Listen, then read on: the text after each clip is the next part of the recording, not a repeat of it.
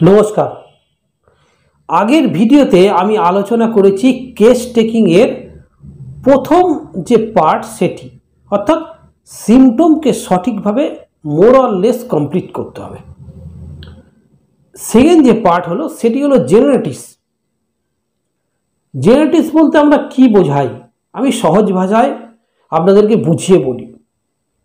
দেখবেন যারা হোমিওপ্যাথি চিকিৎসা করেছেন, যারা ডাক্তারবাবুদের শরণাপন্ন হয়েছেন, ডাক্তারবাবুরা জিজ্ঞাসা করে আপনার খিদে কেমন থাকে বা জল পিপাসা কেমন থাকে, আপনাদের ঘাম কেমন হয় ইত্যাদি ইত্যাদি অনেক রকম প্রশ্ন করে থাকেন। এর মধ্যে এগুলোকে জেনারেটিস বলা হয়। আমি পরবর্তী সময়ে বলছি কি কি জিজ্ঞাসা করা উচিত, কি কি তথ্য নেই ওষুধ পেশেন্টের থেকে। কিন্তু এই সকল জেনে ডাক্তারবাবুদের কী লাভ? পেশেন্টের জল পিপাসা কেমন, পেশেন্টের খিদে কেমন, পেশেন্টের কী খেতে ভালো লাগে, এর সঙ্গে আবার রোগের কী সম্পর্ক থাকতে পারে? এটা প্র্যাকটিক্যালি অনেক পেশেন্টই ডাক্তারবাবুদের জিজ্ঞাসা করেন, আমার রোগ হয়েছে আর্থারাইটিস, আমার রোগ হয়েছে আপনার নার্ভের, আপনি আমাকে জল পিপাসার কথা জিজ্ঞাসা করছেন, খিদের কথা জিজ্ঞাসা করছেন, এর সঙ্গে কী সম্পর্ক থাকতে পারে? হ্যাঁ, অবশ্যই সম্পর্ক আছে বলে ডাক্তারবাবুরা জিজ্ঞাসা করেন। প্রথমত বলি, হোমিওপ্যাথি ডাক্তাররা বা হোমিওপ্যাথি শাস্ত্রে রুগীকে চিকিৎসা করা হয়, অর্থাৎ রুগীকে চিকিৎসা করা হয়, সামগ্রিকভাবে রুগীকে চিকিৎসা করা হয়। রুগীর শরীরে যদি একটি দুটি তিনটি কোনো রোগ থাকে তাও কিন্তু ওই ওষুধেই কভার করতে পারে। তাহলে কি রোগের কোনো চিকিৎসা করা হয় না? হ্যাঁ, অবশ্যই রোগের তো চিকিৎসাই করা হয়। রুগীর চিকিৎসা করা মানেই তো তার শরীরে দুটো তিনটে ডিজিজ সিমটম একসঙ্গে কভার করে, এটাই তো হোমিওপ্যাথির সুবিধা। এই জন্যই তো হোমিওপ্যাথি ডাক্তারবাবুরা রুগীকে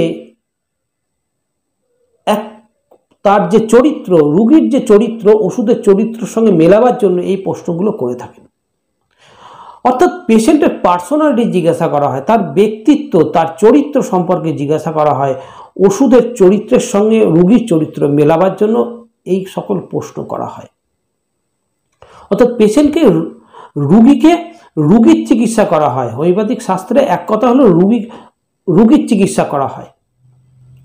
এবার প্রশ্ন হলো, জেনারেটিস নেওয়ার সময় আমাদের কি কি ইনফরমেশান নেওয়ার দরকার পেশেন্টদের থেকে, এই সম্পর্কে আমি আলোচনা করব। প্রথমত জেনারেটিস নেওয়ার সময় প্রথম যে পয়েন্ট সেটি হলো অ্যাডিকশান, নেশা। পেশেন্টের কী কী নেশা আছে, খিদে কেমন থাকে, জল পিপাসা কেমন থাকে, কি কি খাবার খেতে সে পছন্দ করে, ডিজায়ার, কোন টেস্ট খেতে পছন্দ করে, মাছ মাংস ডিম, নুন ঝাল টক মিষ্টি তেতো, কোন টেস্ট সবচেয়ে পছন্দ করে, সবচেয়ে তার ভালো লাগে, কি কি খাবার খেতে সে পছন্দ করে না, কোন টেস্ট খেতে তার একদম ভালো লাগে না, অ্যাভারশন, ইনটলারেন্স, অর্থাৎ পরের পয়েন্ট হলো ইনটলারেন্স। এমন কোনো খাবার আছে কিনা পেশেন্টের সেই খাবারটি খেলে পেশেন্টের শারীরিক অসুস্থতা পেশেন্ট বোধ করে, বা কোনো সমস্যা হয় শারীরিক। দুধ, পেঁয়াজ রসুন, ডিম, মশলা বা আদার কোনো ফুড এজেন্ট। ঘাম কেমন হয়, ঘামের চরিত্র, ঘামে কোনো দুর্গন্ধ আছে কিনা, পায়খানা প্রস্রাব কেমন হয়,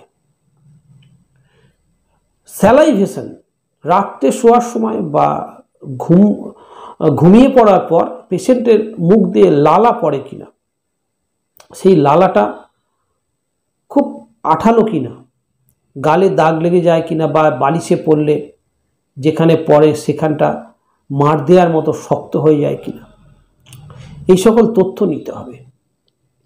এরপর ঘুম এবং তার স্বপ্ন, ঘুমের মধ্যে পেশেন্ট কী কী স্বপ্ন দেখে, স্লিপ অ্যান্ড ড্রিম, স্বপ্নেরও অনেক ভূমিকা আছে আমাদের হোমিওপ্যাথিক ওষুধে। তারপরে থার্মাল রিয়াকশান, পেশেন্ট শীত কাতর না গরম কাতর, এই বিষয়ে ইনফরমেশান নেওয়া দরকার। এর যে পরের পয়েন্ট সেটি হলো মেন্টাল সিমটম, মানসিক লক্ষণ। তার স্বাভাবিকভাবে মন মেজাজ কেমন থাকে, রাগী থাকে,